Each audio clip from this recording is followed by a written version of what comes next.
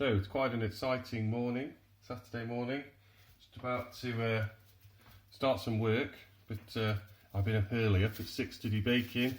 So what I've got here, look in there, that is my sourdough starter. So all it was a couple of spoons of honey, flour, so white flour, a bit of rye flour, a bit of brown, just a little, water, so twice the amount of water to flour.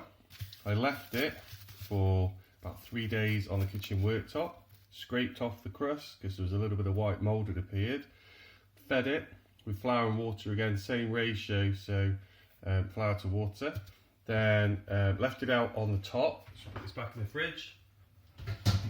So left it out on the worktop a couple of days to grow.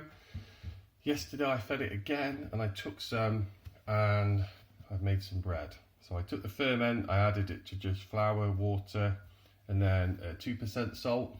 So for a kilogram of flour, that's like 20 grams.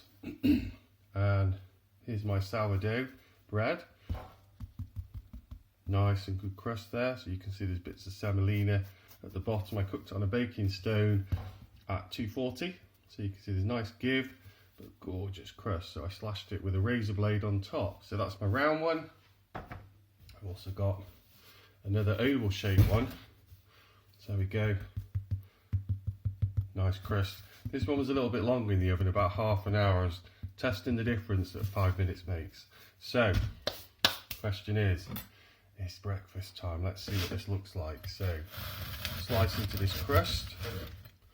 Ooh, we'll do some thick slices. That's looking nice. Very crispy. This is the exciting part. Ooh. And there you go. So really nice sort of look to it. And there you go. So sourdough bread on a Saturday morning for my breakfast.